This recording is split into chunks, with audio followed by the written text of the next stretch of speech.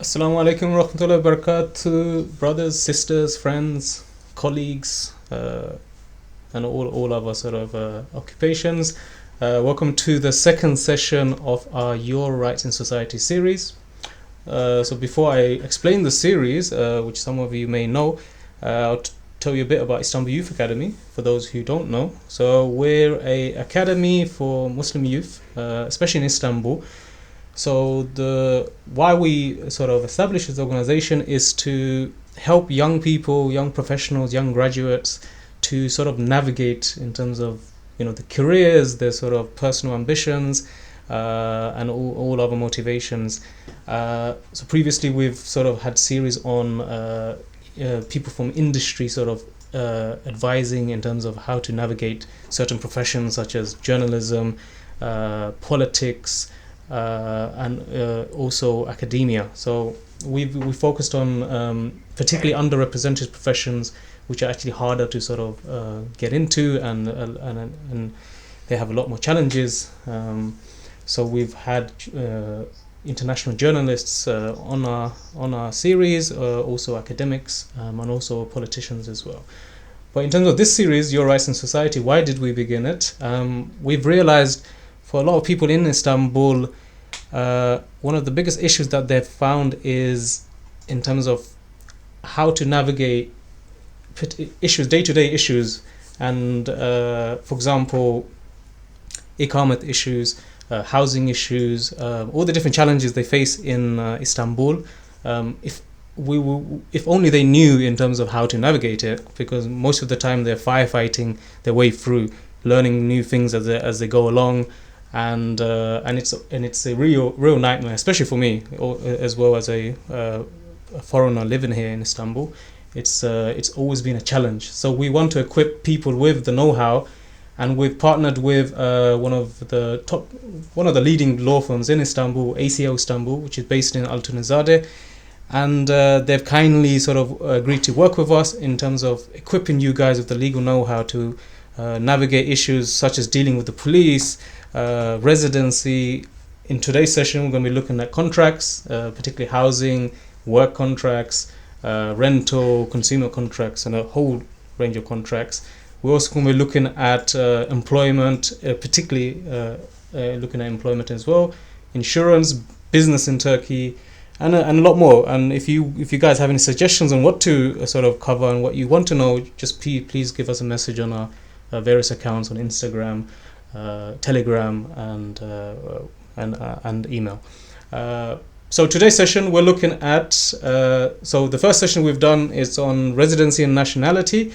This session we're looking at housing, we're looking at contracts, every single type of contracts. Particularly housing has become an issue recently, particularly because of the economy. A lot of us, of course, go for these issues in terms of when it comes to signing a contract, all the different know-hows. We're not actually sure, do we need to sign what is the legal sort of perspective in terms of, do we have to sign a 1-year contract, 6-month contract? In terms of rent, what percentage does it go up every year? Are they allowed to increase it so high? Are they allowed to kick you out without any good reason? So these are the sort of issues we want to equip you with. And in terms of who we have on our panel today, I will let our moderator Ibrahim Obosa introduce our esteemed guest on our panel, and also he will explain the session breakdown and particularly what we're going to be going through. So this is the last you probably won't be the last to hear of me, but maybe at the end. So maybe keep wait if you missed me. Just keep wait till the end, and I will give it to Ibrahim now. So just wait a minute or so. Yes, Assalamu alaikum wa rahmatullahi wa barakatuh. Welcome to the second edition of Your Rights in Society. I'm glad and honored to be your host today. We have an honorable guest of Mr. Arslan, Necip Arslan. He holds a bachelor degree in law from Istanbul University in 2013, and also he did his master's on public administration And he has been working with a lot of firms, and he started his own law firm, and now he's in partnership with ACL, one of the leading law firm in Istanbul. Today we'll be discussing about a lot of issues, house contracts, which has been a very big problem for foreigners and also locals, due to the economy, change and economic dynamics. So today we have 45 minutes. Inshallah, our guest will explain all the issues to us in 45 minutes, and we have this section of question and answers. Inshallah, I will hand over to our guest now, Mr. Arslan. Thank you, Mr. Ibrahim, for your kind introduction. Hello, everyone. It's nice to meet all of you. To those of you who attended the previous seminar, it's nice to see you again. To those of you who did not, welcome, and we hope to see you again on the third one. We really enjoy doing these things because we enjoy meeting you guys, helping you understand the country better, and hopefully help you avoid problems in some key areas. These things are easy when explained properly, but if you have any questions about any of the topics I will explain, please make a note, and I will hopefully respond to all of your questions after we cover each topic. The topics are a bit lengthy, so I think if we get tired, I can get some questions after each session. We will see as we progress. But I will try to keep everything interesting and understandable. Without further ado, let's get right into it. I will not get into a lot of technical details, but I first want to explain what a contract is and how and when we make contracts. Contract is what makes the world go around. It is one of the oldest structures in human history. One man makes an offer to the other makes a counter offer, they shake hands, and congratulations, you have a contract. You ask for the price of a chocolate, you agree to buy it, there you have a contract. We make a promise, we keep our promise. This is how societies are built and alive. Not all people are as honest as you are, though, so when someone invented a neat little tool, what we call writing, it became a general practice to write contracts out. For the most important contracts, say for selling land, they invented some kind of ceremonial contracts, traces of which we will still see today, informal contracts. All these contracts are valid, although they come in different shapes and sizes, but the law does not, if the law does not specify a certain type of contract for a transaction, they will generally be valid. But for everyday contracts, verbal contracts are valid as a general rule. But if you are to purchase a house or a vehicle, you need a formal contract. Formal contracts are different than written contracts because they need to be signed in front of a notary or a government agency. So when I say a formal contract, it does not mean a written contract, but rather it means that a contract that you sign in a notary or in TAPU or real estate administration. When we compare these things, we can see generally a written contract is stronger than a verbal contract, and a formal contract is stronger than a written contract. Because in a verbal contract, you cannot prove any of the terms that you agreed upon, and in a written contract, you cannot sometimes prove that actually the person that signed the agreement actually signed the agreement. So I don't want to get into a lot of detail here, but to understand that these contracts can be binding for different terms is enough here. And this is how you enter into an agreement, but you can terminate an agreement anytime you like. However, there are consequences of termination. If you terminate an agreement without due cause, the other party will be entitled to compensation. If you're in doubt, it's generally a good idea to consult an attorney. When it comes to law, I can say it's better to be in doubt and consult to authorities than guessing it, because to be honest, in Turkey, generally, attorneys will not charge you for simple questions over the phone. And it is a good idea to ask their opinion and proceed accordingly. If you want to reach us, please feel free to do that anytime over the phone or WhatsApp. I will share my details after the presentation. But any attorney that you know will be generally happy to help you prevent problems before you encounter them.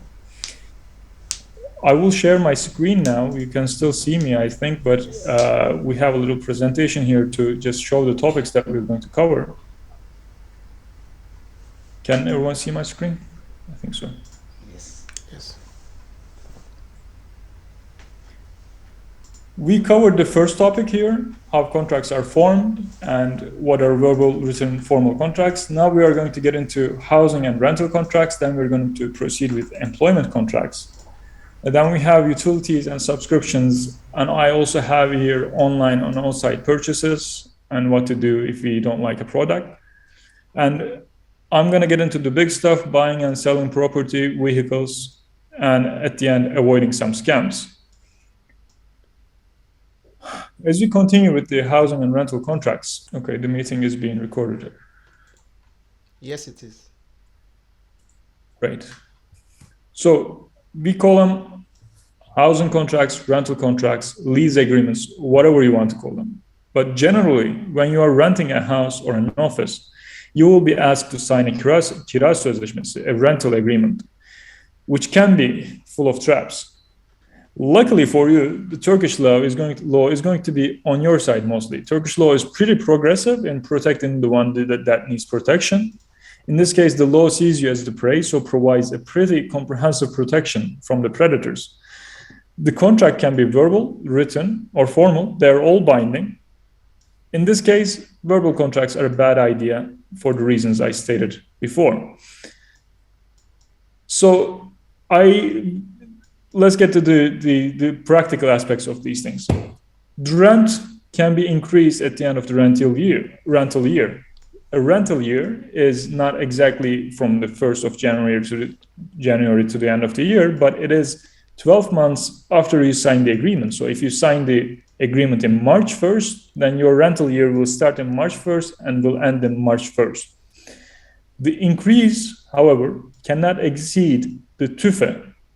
It's an average consumer price inflation over the year. So if your landlord asks to increase your rent to an unreasonable amount, you don't have to accept that. Stick to your guns, consult an attorney if necessary, but you don't have to accept the undue increase. Just pay your rent from the increased amount, starting from the 13th month, but the increased amount can be calculated easily.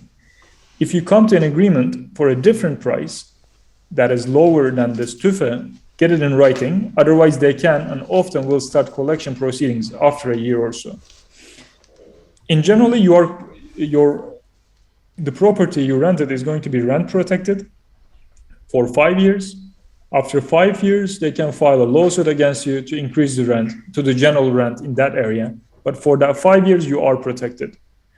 And the landlord cannot terminate the rental agreement. This is very important. Doesn't matter how long your term is. Let's say you signed an agreement for a year. At the end of the year, your agreement will be renewed automatically. You don't have to sign a new agreement. You don't have to do anything. It will continue to renew itself forever. The landlord cannot terminate the agreement. You can terminate your agreement, but the landlord cannot terminate the agreement. That is for 11 years for the most contracts. What do I mean by that? Let's say you signed an agreement this year, and your agreement will continue to renew itself for 10 more years until the end of the 11th year, unless you choose to end it yourself. And here 11 means 1 plus 10. So if your first agreement states a 5-year term, then you're protected for 5 years plus 10 years. There is one exception, one caveat here. It's a trap. The landlord will ask you to sign an additional document called tahliye taahhüdü. Watch out for these words, tahliye taahhüdü, which is essentially a promise to leave the property at a certain date. This is a document that you should never ever sign. They will ask you to sign this document when you're signing the rental agreement so they can evacuate you anytime they want. They will leave the date open to be filled at a later date. So it will basically say, okay, I, Ahmet, Necip, Arslan, promise to leave this property on blah, blah, blah. It's blank. So they can just fill it at whatever time they want to. These documents can be binding, cannot be binding on different circumstances. They are going to be binding if they are signed 1 month after you rented the property. But of course, the predators saw this before. So what they do is they will change the date, or they will put a different date on this document than the rental agreement. Let's make it a bit more simple. Let's say you're renting an apartment on the 1st of March, and your rental agreement states that the rent starts at the 1st of March. And they ask you to sign this tahliye taahhüdü, which will state that you are signing it on the 1st of May, for example. In that case, it will be binding. So avoid signing this document. But if they're not renting you the place that you want, if you're not signing it, at least make sure to put in the correct date of your signature over your signature. If you put the correct date on the signature, it's not going to be valid. A good trick here is to just spell out the date on the document. Don't put numericals because they can manipulate those, but just write the correct date, as in like FIRSTOFJ, and you get it right. And in that case, it's not going to be binding, and it's not going to be a problem for you. Like I said, you can terminate the contract anytime. However, you have to notify the landowner 15 days before your contract term ends, or it will be renewed for another year. If you have still time left on your agreement and you terminate it, then you are going to have to pay the landlord until he can rent it out to someone else. But that cannot exceed generally 3 months. We will get into a little bit more into this, but before I get there, I have to explain this termination process a little bit more. Like I said, the landowner cannot terminate your agreement for 11 years.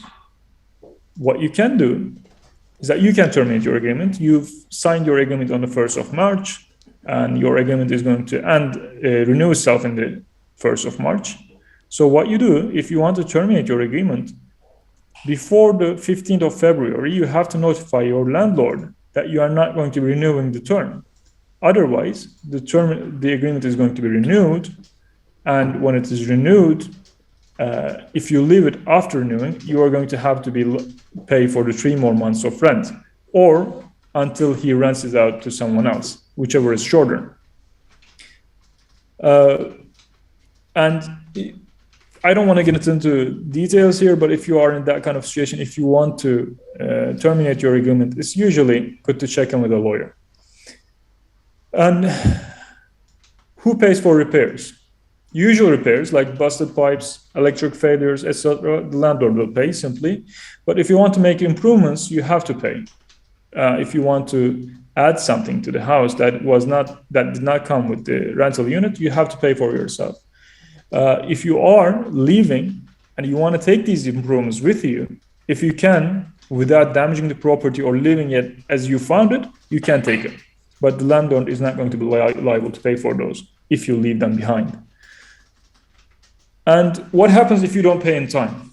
If you don't pay in time, your landlord can start an enforcement proceeding against you. This is not unique to Turkish law, but it is pretty continental law.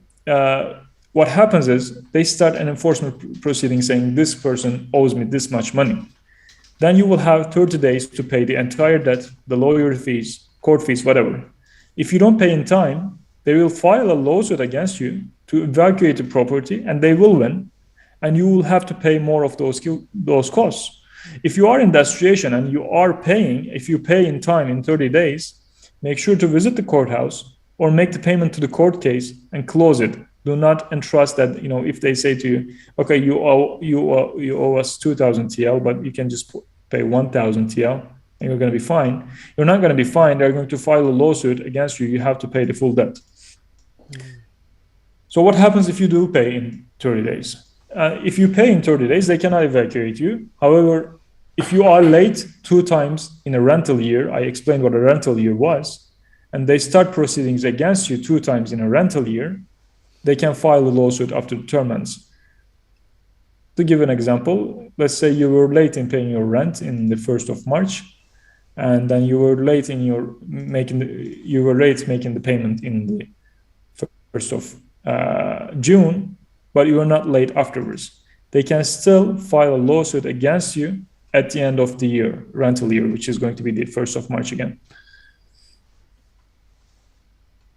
And there are two other things here. The landlord can file a lawsuit against you to evacuate you, to use the apartment for their own purposes. If they want to live in it themselves, they can let you know before the end of your year, and then they can file a lawsuit to evacuate you. However, if they evacuate you and then they rent it out to someone else, this is a good news here. You are entitled to a year worth of rent in compensation. They have to pay you this, a year's rent, because they unlawfully terminated your contract and they rented it out to someone else. But if you are in that situation, it is pretty technical. Consult a lawyer. There is another possibility that they can evacuate you, is that if someone else buys the apartment while you're renting, they can ask you to leave nicely or through a lawsuit. Again, I would advise you to consult an attorney if this is the case and you don't want to leave the house, because I don't want to get too technical here, but that there is pretty much, if they're following the due process, they are going to evacuate you. So if you are confused about any of these, I would be happy to take questions in this regard, because I understand this can be pretty overwhelming and it can sometimes get confusing. But if there aren't too many questions, I can follow through with the employment, and then we can take the questions at the end of the presentation.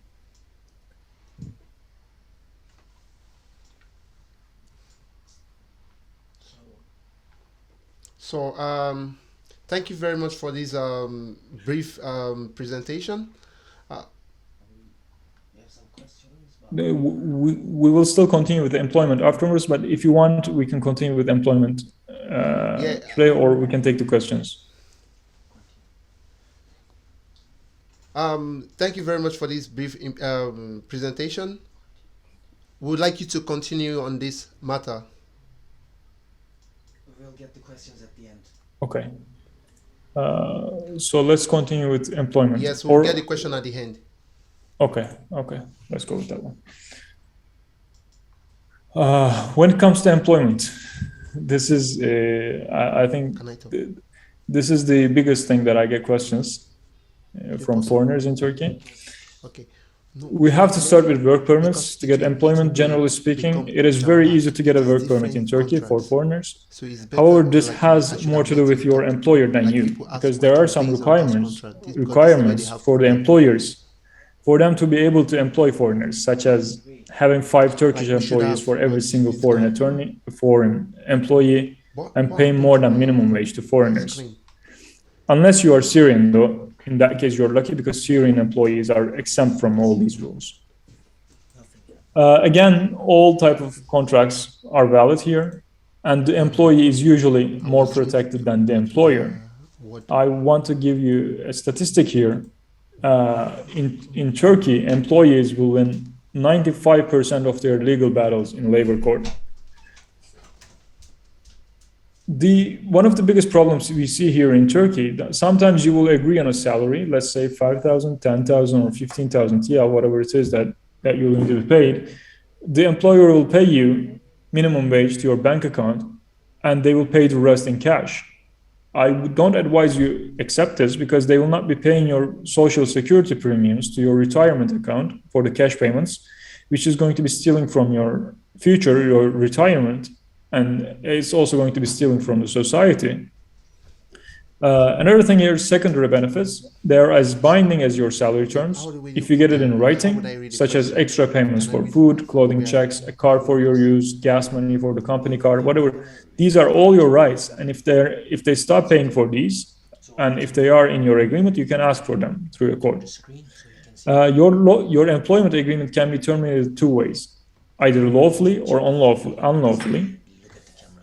For the lawful termination, again, there are 2 ways: valid reasons or rightful reasons. they sound similar, and this is a literal translation, but I will try to explain the difference.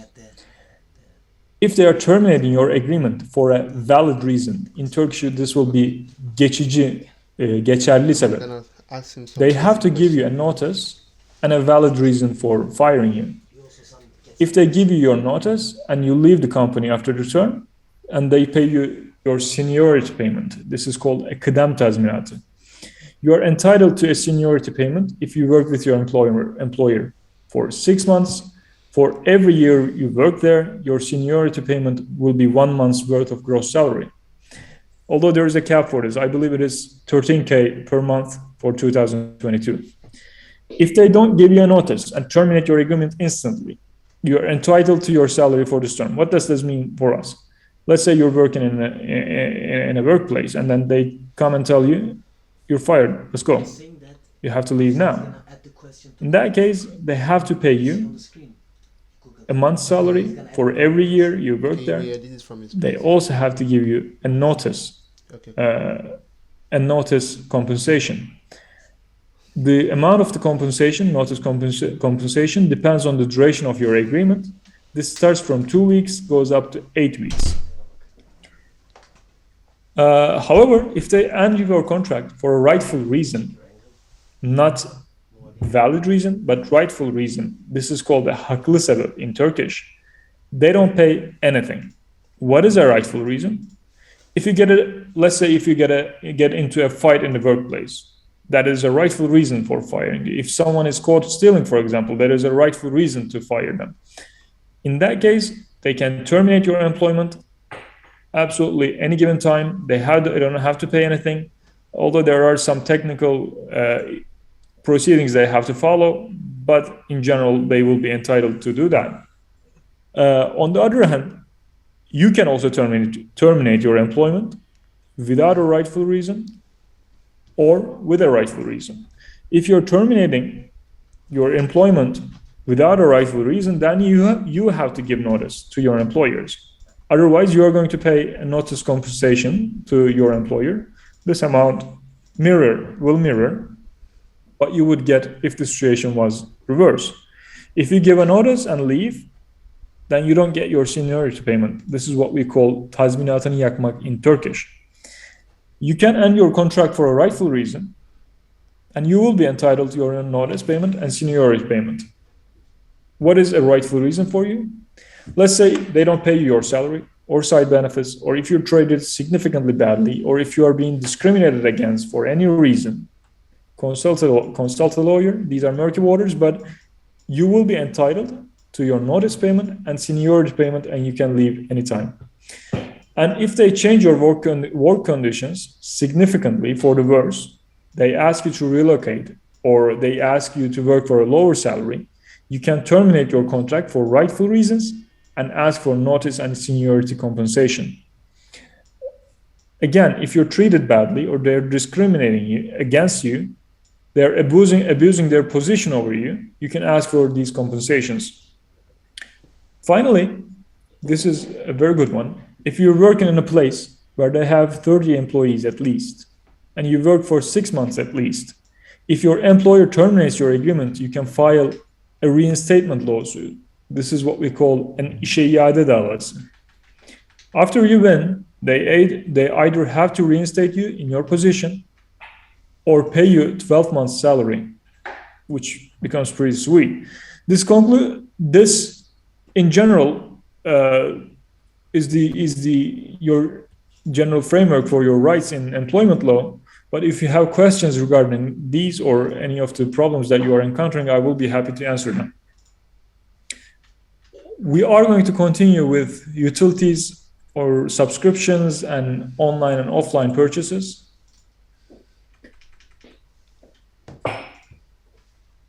You all know, I'm sure you all saw at some point in your life, when you're subscribing for utilities, for internet, for electric, for gas, or your internet provider, your phone provider, you will be presented with a long contract and you will not read them. Who does that anyway, right? I mean, for good reason, they're pretty much unenforceable unless they are already stipulated by law. Most of the time, they aren't going to be stipulated by law. They will ask you to sign an agreement, and they will ask you to guarantee them that you're going to stay with them for 12 months. This is what we call a ta'ahud. If you signed it, it is valid and binding. And if you terminate your agreement before your term ends, you are going to pay a fine. This is a bit of a dirty practice because they inflate their prices badly for the people who do not want to give a ta'ahud, and they make it very unreasonable to not sign these agreements. So if you want to switch providers, it is usually a good idea to wait for the term to end. If your ta'ahud is longer than 12 months though, you can terminate your agreement anytime, no questions asked, because any ta'ahud that is longer than 12 months is not valid, it is not binding. If you don't pay for the utilities or internet, they can end the service and start enforcement proceedings against you, collection proceedings against you for the amount you owe. When it comes to online purchases, you can return the product in 15 days, no questions asked. Just buy anything online. You don't like it, send it back. They're going to give you your money back.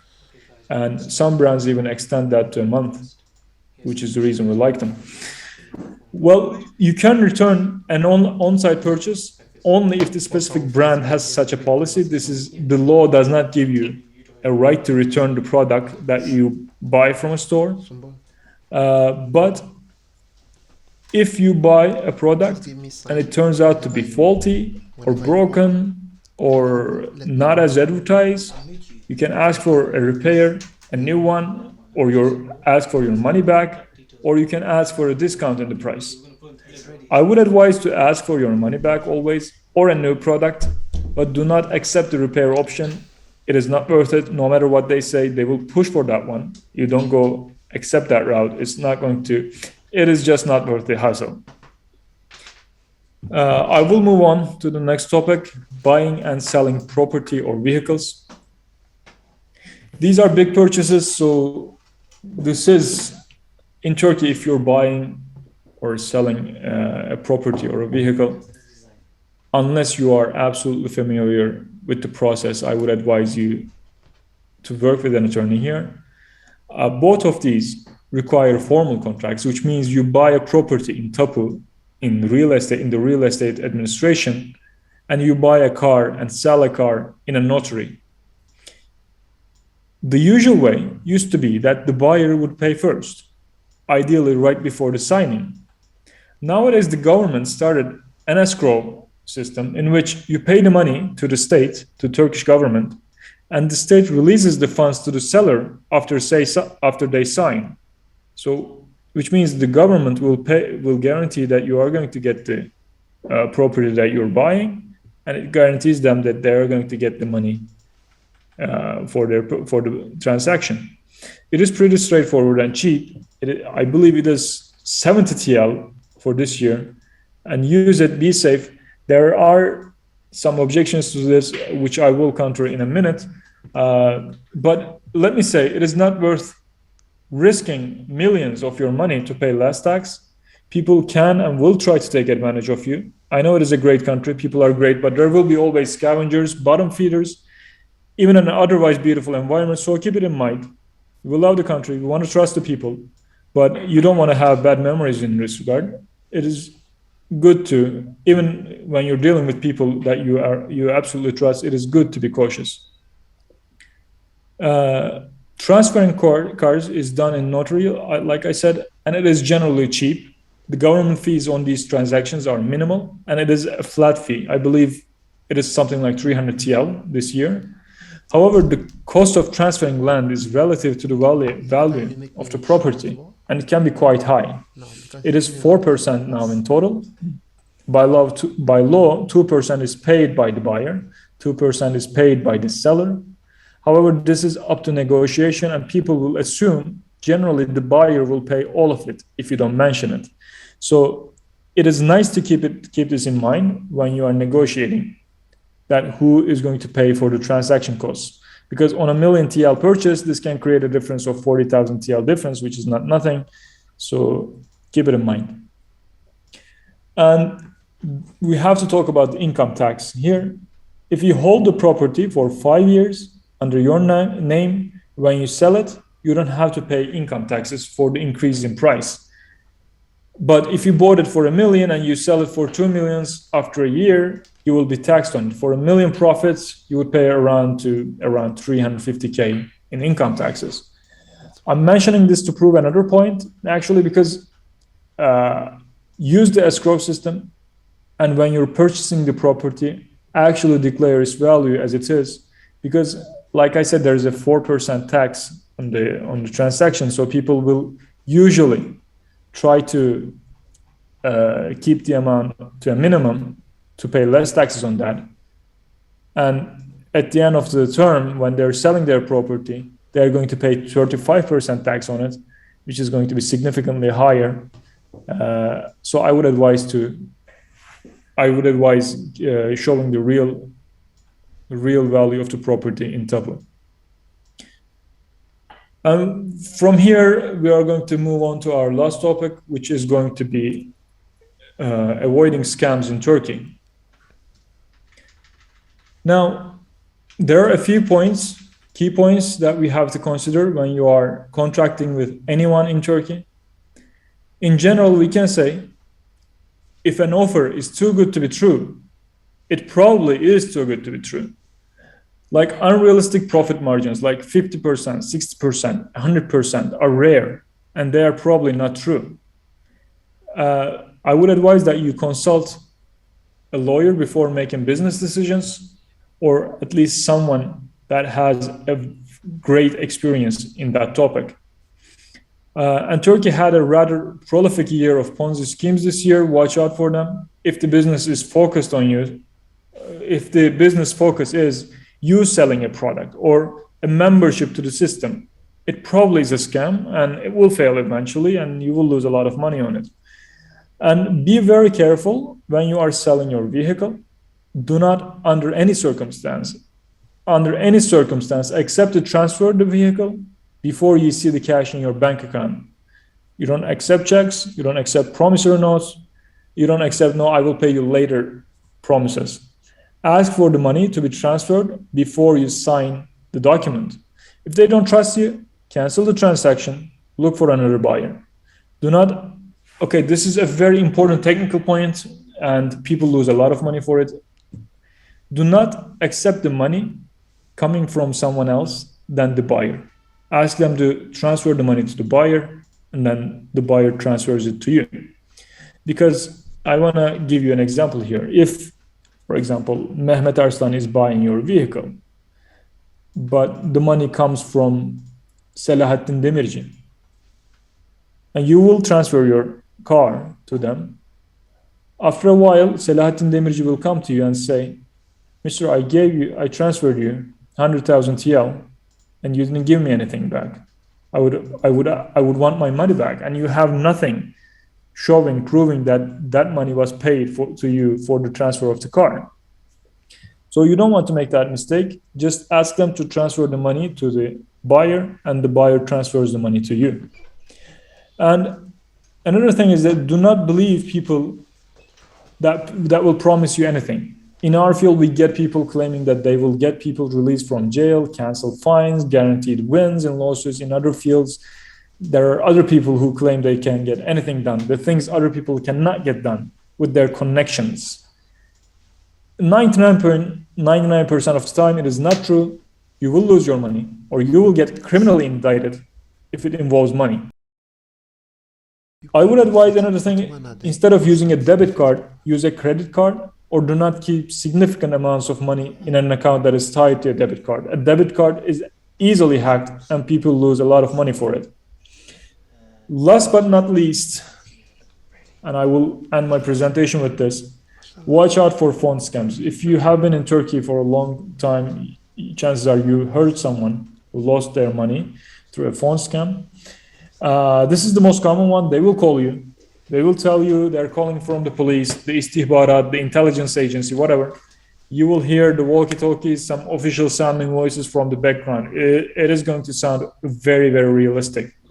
Usually the gentleman on the phone will sound very authoritative and assertive. They will tell you your accounts have been used for terrorist activities, but it is okay. They know you're not guilty. They will clear your name. Also, with your help, they will catch the terrorists.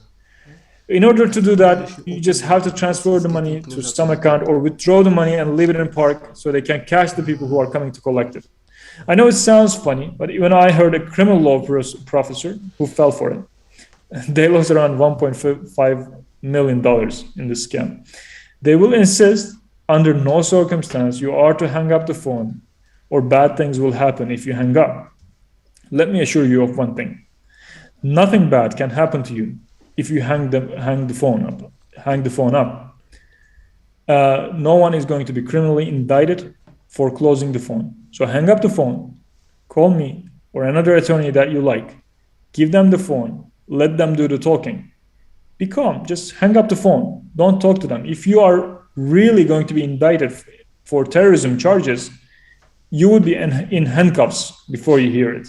So be calm, hang up the phone and call an attorney. It is okay. I promise you, you're going to be okay. And this is what I have to say about these issues. We can proceed with your questions now. Thank you very much for listening to me. It's been a lot of fun, actually. I see we have a lot of participants coming, and I'm excited for your questions. Thank you very much for this beautiful presentation. I'm very sure that a lot of people have learned one or two things, and I'm sure that a lot of people have a lot of questions to ask. But I think I will start the question with me. Sure. The first question is, do the landlord have the right to increase the house rent after 1 year? Because this is one of the norms. This is what happens most of the time. After 1 year, the landlord increases the house rent. Is the right? So I touched this a bit briefly. I will try to expand on this. Yes, they can increase the rent. However, they cannot increase the rent for more than TÜFE. TÜFE has been like 17% this year. So this year, the maximum amount of increase they could put on your rental contract would be 17%. So if you are paying 2,000 to your house, you would pay 2,340. You would not pay 3,000, for example. You don't have to accept anything after that.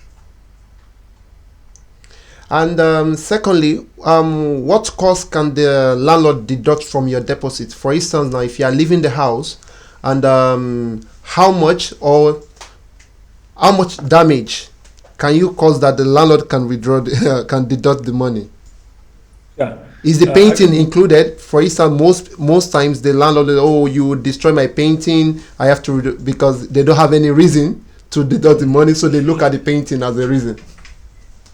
Well, so the general rule is, normally, most people don't know this, what they have to do is that they have to deposit your deposit in a separate bank account and in an account with interest.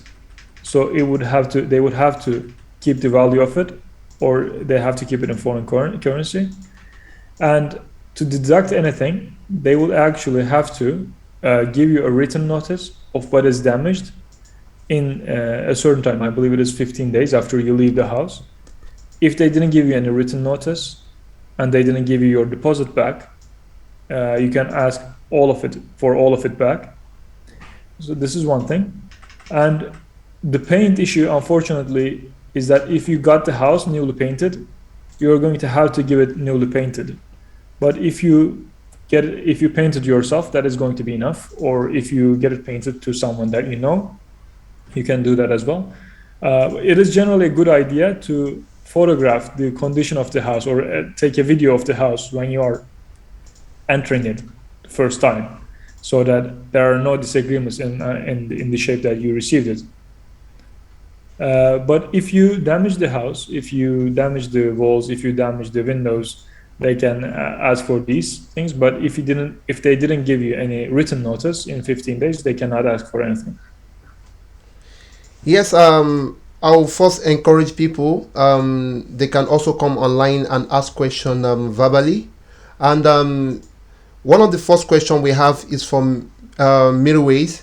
She said, or I don't know if it's she or he, I'm sorry for that. He said, are you saying that a landlord can never evacuate a tenant, even if the tenant is given notice before the first year rental agreement is finished, for example? 1 second. I have to read this one because I want to make sure that I'm getting this right. Okay. Whose question was this? Mirways. Okay, I see it now. If the tenant gives notice, then the landlord can terminate the agreement because the tenant terminated the agreement before the landlord, so they can terminate it in that case. But if the tenant did not give notice and an official notice, the landlord cannot terminate the agreement. And please, you can unmute yourself and ask the question if you feel like asking the question verbally. I think Omar is raising his hand.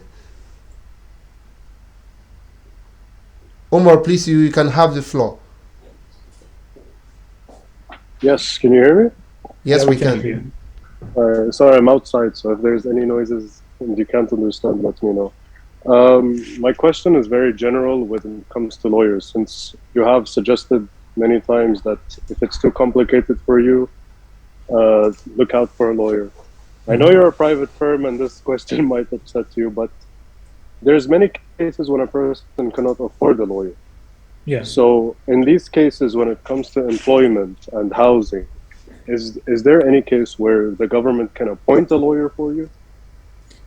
If there is a lawsuit filed against you, the government will appoint a lawyer for you. But the point here is to avoid these things so that they don't come to lawsuits. If I mentioned this before, yes, I know there are a lot of people who cannot afford a lawyer, but in Turkey, general practice is a bit different than the United States or the UK, for example. Lawyers will not charge you for asking questions. This is a bit of a marketing trick, if you will, for lawyers, but we generally answer questions from the people, and obviously if this is going to be in writing, we would charge for it. But if you just pick up the phone and ask, like, okay, my landlord is doing this or that, what can I do? We will answer your question, and any lawyer will answer your questions, or you will have friends that will answer your questions. But if you want to, if it came to that and they file a lawsuit against you, then the government will appoint a lawyer for you.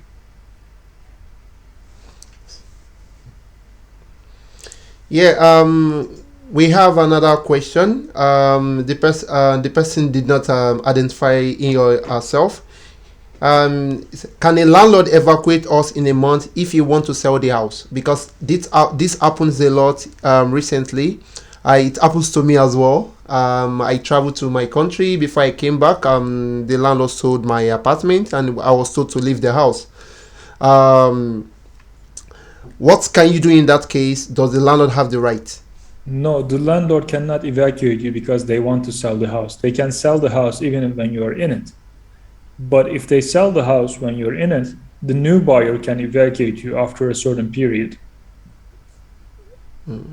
Interesting. So they can sell the house when you're in it, but they cannot terminate your agreement because you're in it. It's because they want to sell it. If they sell it, the new owner has the right to terminate the agreement.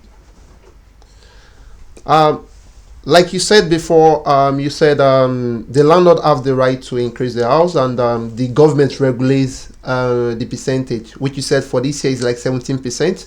But also this year was a high year of inflation, so that was that. Before it was 10%, for example. Interesting, because recently, probably if you are paying 1,000 Turkish lira, the landlord double the house rent in many places recently. Is this something?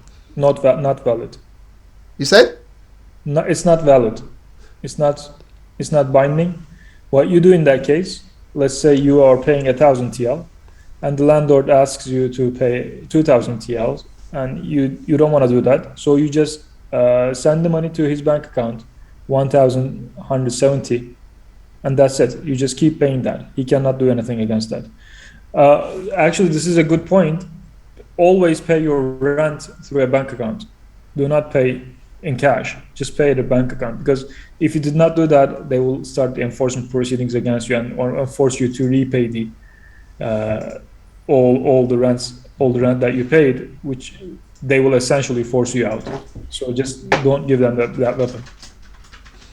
And I think Olani Folami is asking a question. He's saying that he rented an apartment. After a few months or a year, the agent comes back again and asks for another commission for the new year. Is this something that is valid or invalid? It's not valid. So in that case, what can you do? Because agents mostly, they claim that they know the law and they threaten you somehow because you don't know. They will talk and talk and talk. You have my number on the screen, I think, still. Do you? Just call me. It's going to be fine. As you can hear, we have his number now. So yeah. Yeah, it's okay. A question from Umar. He said, "What can an employee do if a company promise a work permit and you start working and they end up not doing it? Can they be compensated in any way? Can the person be compensated in any way?" 1 second. And he's saying that if he got employed and the employee said they are going to help him with the work permit, but they end up not doing it, can the person be compensated later? Okay. One second. I want to understand this correctly. So they are saying they're going to help with the work permit, but they don't. Yes. And they don't pay you any salary. Yes. You still work there. Well, if you work there, you work there, and you're entitled to a salary. If you have knowing this, if you don't have a work permit and you are working in Turkey, you are going to be thrown out of the country. You don't want to do that. You are muted, Ibrahim. Yes, I guess some people are raising their hand. We have Gibran Khan. Can you please unmute yourself? Yeah, this is Gibran here. Sorry, I was unable to unmute myself. So basically, this is a question related to the rental contracts, and it's about the landlord not allowing or not willing to give rental contract to foreigners. I think this is a big problem that some foreigners are facing. Now, for example, in the UK, there's some laws that deal with you can't discriminate a contract based on, for example, nationality or income, etc., like that, for example. So is there some laws or anything like that which will kind of avoid this discrimination or allow foreigners to have like an equal footing when it comes to kind of securing a rental contract? Absolutely. I mean, generally, the government will not force you to sign a contract, but you cannot sign a contract. You cannot not sign a contract because of discriminatory reasons, and there are some laws that protect you in that regard. They will be fined up to, I believe, for this year, 25,000 TL if they do something like that, or there are some criminal charges that can be filed against them. But in general, going that route is not going to be very practical, and it's going to be, I think, at the end of the day, following that, these proceedings will cost you, at least in time, even if you do that yourself.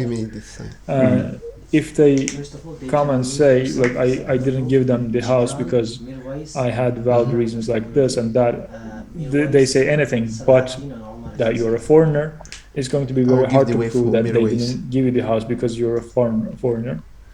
Yes, in theory, it is possible.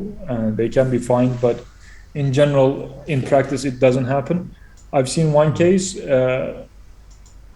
a landlord didn't rent the house to a widow, because they said, we don't want a widow in this apartment. This is a family apartment. Actually, the landlord and the agent doing that transaction was fined, but like I said, this is a very rare case, and it's not very practical to follow that proceeding. Yeah, sure. I mean, apart from going down the legal route, then, is there any way or any advice that you have for people who are having this problem of not being able to secure rental contracts because of the fact that they are foreigners? Is there anything we can do or anything that might kind of help us in this situation? I've been in similar situation myself as a young bachelor before I was married. They didn't want to rent the houses to me, and I basically said to the agent that I want to meet the landlord face to face, and then he can make his decision. At the end of the day, he rented the apartment to me. So I would say just being decent, being respectful, and just showing that you have the means to pay, and just reassuring them that it's going to be okay. You're not going to mess the place up. You're not going to damage their property. They're not looking for trouble. They're not trying to be racist. So if you can prove and if you can reassure that you are going to be taking care of the house, your chances will increase. This is more of a human advice than a legal one, I understand, but this is my position. Yeah. Okay. Thank you. Okay. Yes.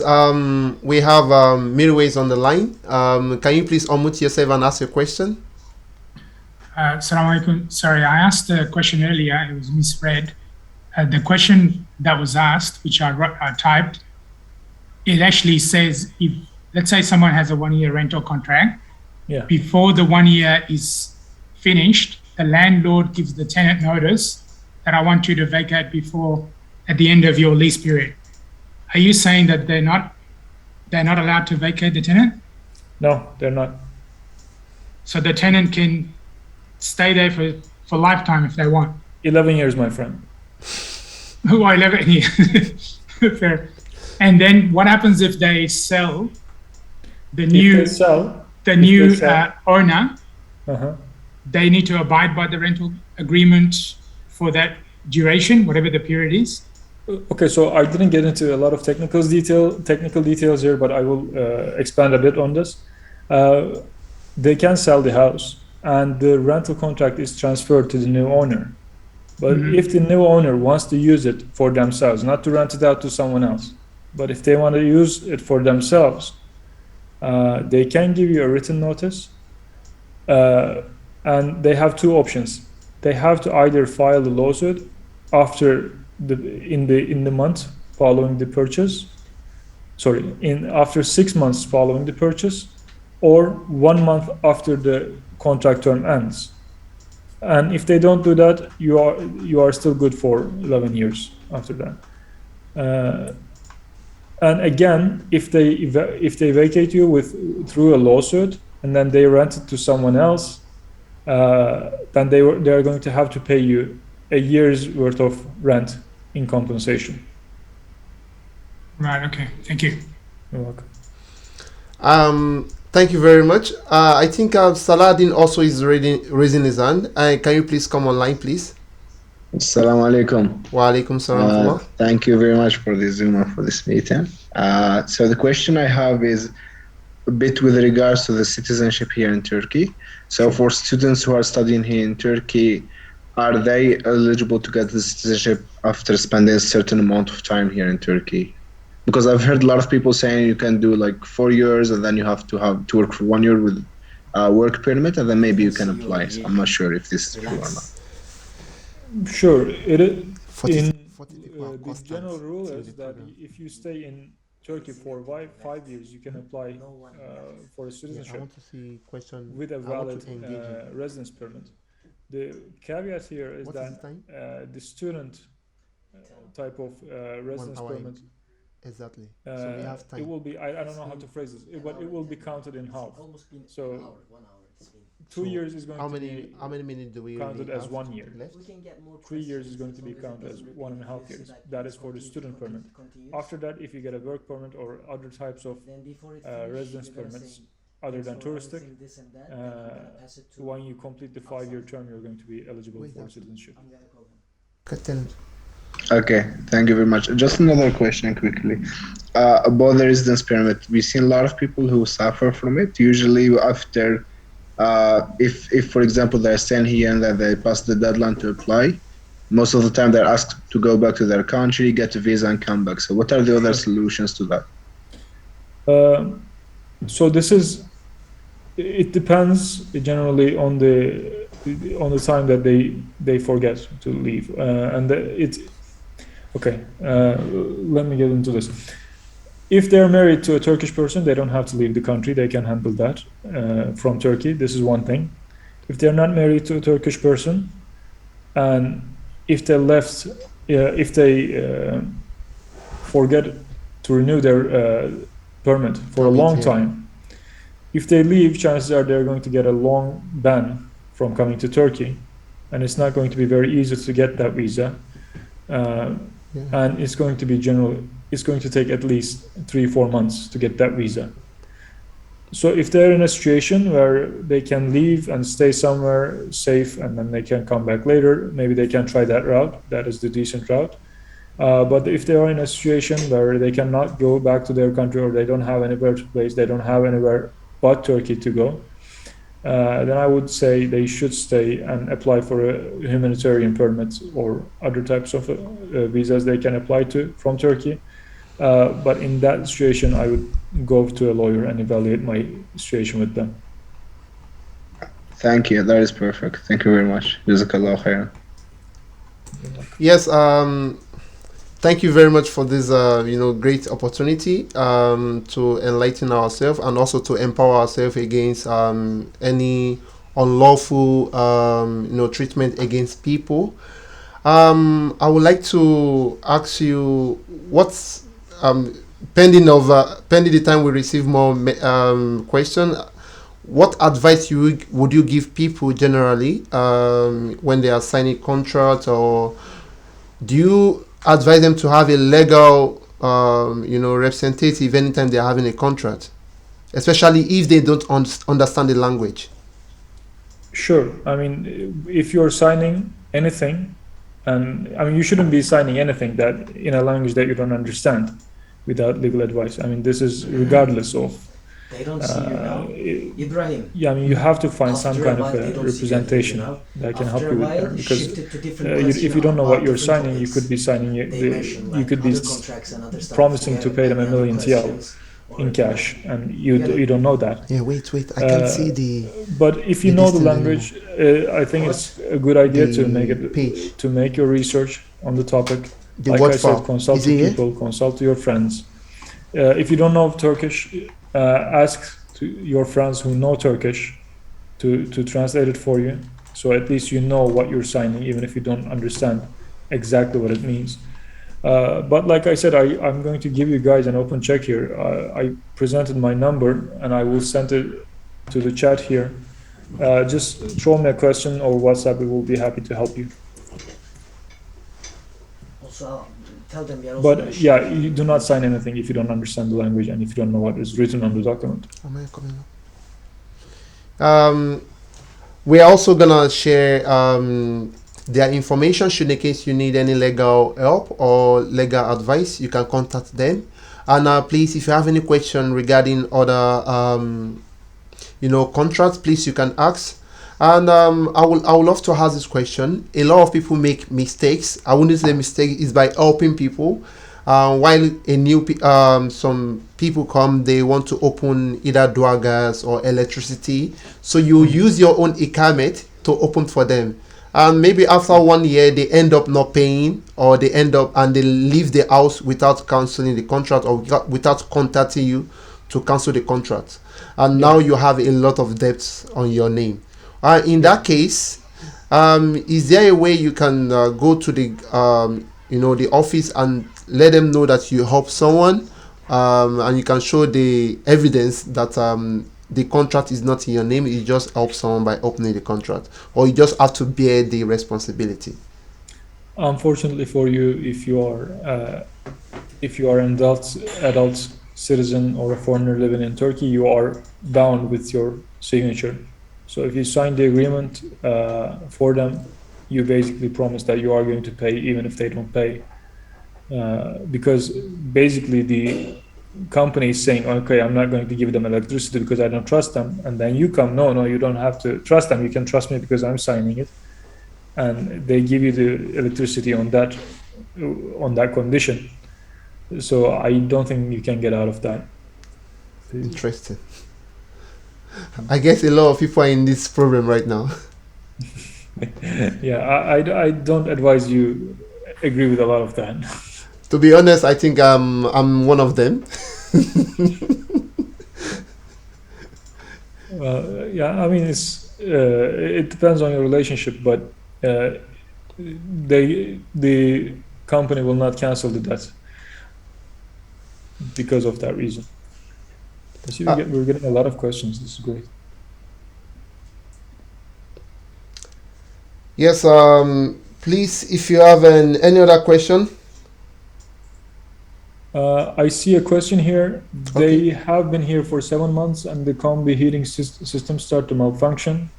So they called the landlord and the agent in charge of the house to inform, but they refused to come fix it. How do I go about that? You get it fixed and get a receipt, get an invoice, not a handwritten receipt. Get an invoice, actually invoice, pay the VAT on that. Get the invoice, file it, and pay deduct that amount from your rent. If they come ask for it, you show them the receipt, the invoice, also the report from your repairman, and you're going to be fine. Come. Right.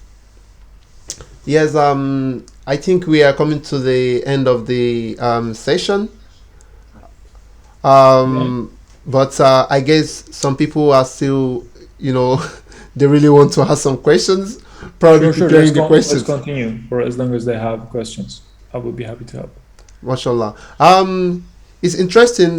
Thank you very much for this beautiful presentation. I'm very sure I've learned a lot of things today. So now I think I'm confident I'm a soldier now against my... You have equipped us with a lot of weapons now. But still, as a foreigner, people face a lot of difficulty when it comes to neighbors. When you have your neighbor, they complain to your landlord that we don't want this foreigner here, and the landlord serve you a notice. Is it possible you can charge the neighbor and also the landlord if they tell you to live in that sense? Well, you have to have good relationships with your neighbors, but if they are giving you a hard time for no reason, if they're just being racist or any other reason, just ignore them. Just continue with your life. They're not going to be able to do anything at all. Spoken questions, but also just but they're not there. Act like they don't exist. You'll be fine. I'll show you. You don't have to answer the phones of your landlord. You don't have. So this is the beautiful thing about contracts. Once you make a contract,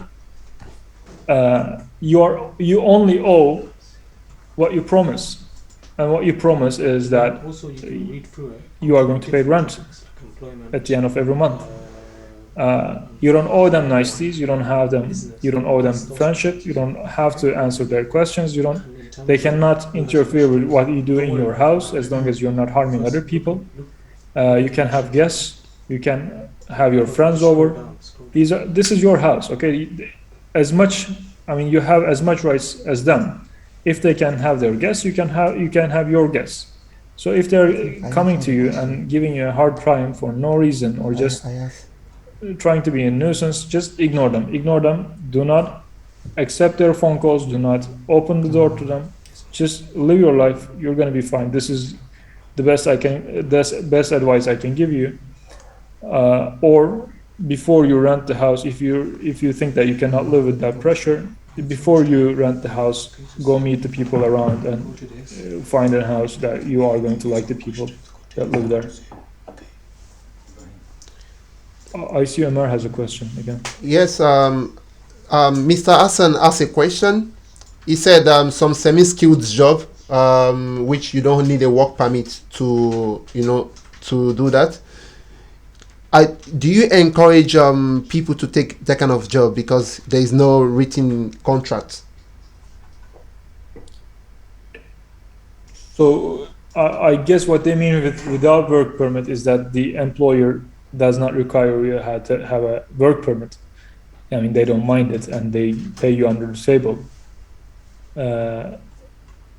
Well, I mean, that is going to be risky in any sense. Like, if they don't pay you at the end, you're going to have no recourse to take your money. I mean, you are, like I said before, for your question or someone else's question, someone said like they work for 6 months they never got their work permit, what can they do? Generally, you can go to a court and ask for the money that you are owed for the time that you worked. But they will also be admitting that you worked here without a work permit, in which case they will inform the Social Security Services and the Göç İdaresi, the immigration office. And it's not going to be good for you. But to Mr. Hassan, I would advise that if you want to work in that condition and you have some kind of a trust for the person that you're going to work with, I would say get your payments weekly, and after a week, if they don't pay, leave. Or if they don't pay in 2 weeks, leave. Minimize your risk. Do not wait for them to pay you for after 3 months, for example. Yes, we see that I'm not trying to say this to diminish the police. Most of the police don't really know the law. So, Yeah. for instance, now we've seen cases where people work for, they work without work permit, and because they don't want to pay them, the employee call the police on them, and they get them arrested. In that case, they cancel their ICAMET or they cancel their permit. In that case, is this advisable to get a lawyer immediately somebody is arrested? Sure. I mean, we see that we touched this topic in the previous seminar too. The police cannot force you to sign anything that you don't want to sign, but sometimes I hear from a lot of people, I believe it was you the last time you said it, that people were forced to sign the documents they didn't want to sign. In general, you don't have to talk to the police. You can just say, okay, I'm not going to talk to anyone. They cannot do anything to you. If they try to physically harm you, this is going to end their career. Just reach to a friend, reach to a lawyer. You will be fine. But again, this is, I mentioned this as well. If you are working without a work permit, they can cancel your residence permit as well. And they can force you out of the country. If there is a special situation that prevents you from going abroad to your own country, these proceedings can generally be stopped, but you would need the advice of a lawyer and their help because you would be arrested in any case. Yeah, thank you very much for this brief explanation. I guess Amar has a question. Can you please unmute yourself and ask the question? Okay, so my question is a follow-up question to this, and I have another question after that. If a company, you sign a contract with them, and in the contract they state that we're going to provide a work permit, but they never end up providing one. Basically, if you get arrested for working illegally, can that protect you or no? No, it's not going to protect you from being evicted, from being expelled or getting thrown out of the country. But yes, I mean, generally speaking, you would be entitled to a compensation. But that does not mean that you are going to be staying in the country. Ask the offender to pay damages that is going to be punitive in nature. In Turkey, the compensation will never exceed the damage, and in these abstract issues, the damage is very hard to prove. So I wouldn't expect a very huge amount of compensation from that. But if you are caught in that situation, and if you are not allowed to stay in the country anymore, it might be the last resort that you can apply to. Okay, because this is basically the main thing that happens with people is that they start working and they say, we're going to start your papers of work permit. So you're suggesting that the person shouldn't start working until they get the work permit? Yeah, we get work permit in like 2 weeks. It's not that long, sometimes in a week. So just wait for the work permit. If they're going to be able to provide the work permit, they will provide it. Okay, my second question is basically, are foreign students allowed to work legally with a student permit?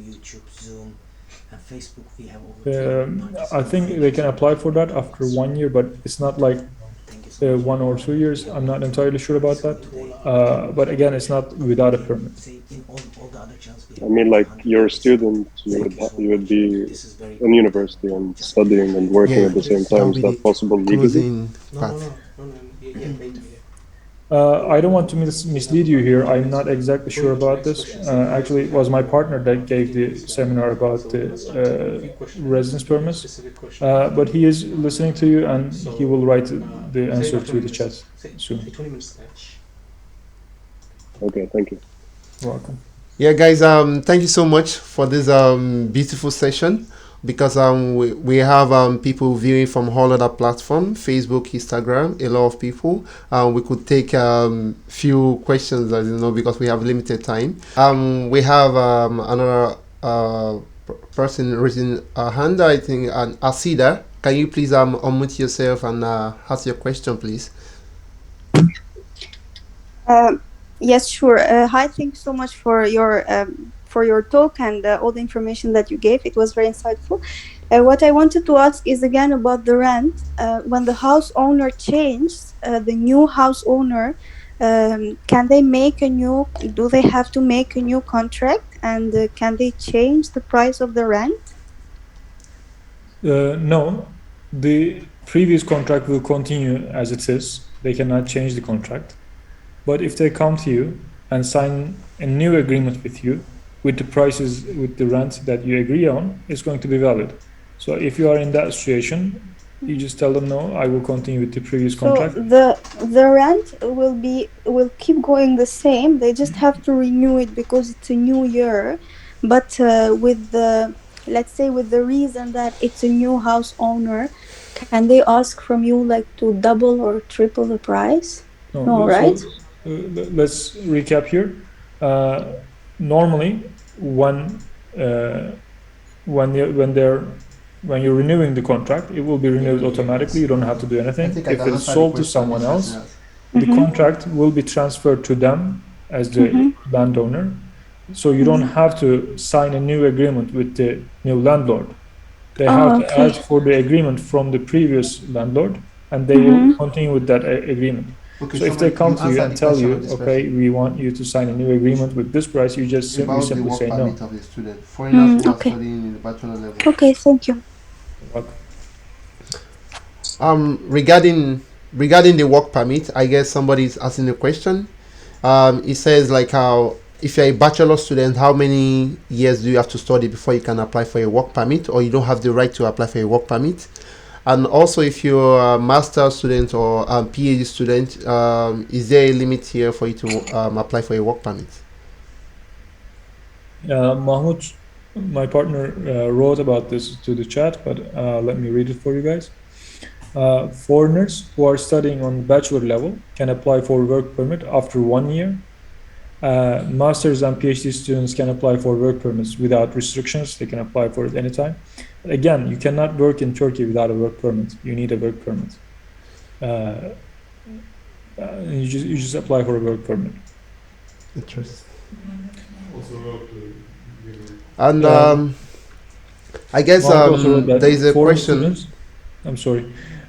Foreign students attending a formal associate, undergraduate, or graduate or postgraduate program in Turkey may work provided that they obtain a work permit. However, the right of work for associate or undergraduate students starts after the first year and is regulated by related law.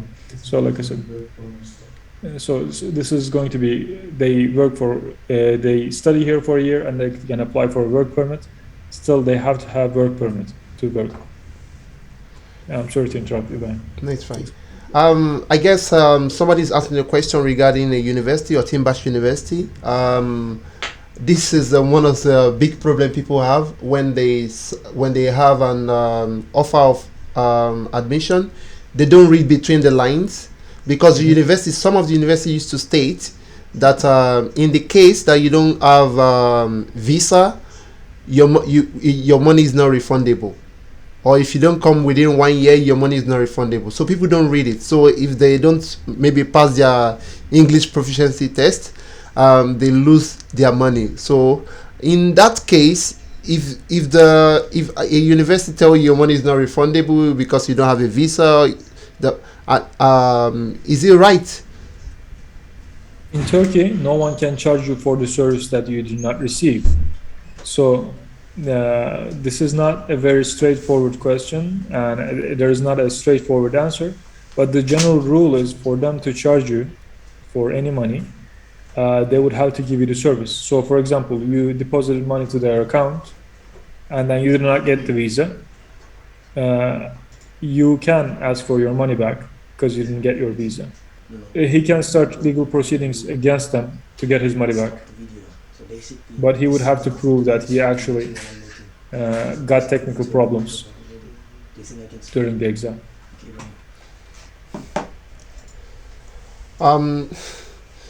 Thank you very much for this because I found a lot of people in this situation where they can't get their money back, probably because of visa issue, also because probably they failed their English proficiency test, so the school just withheld their money.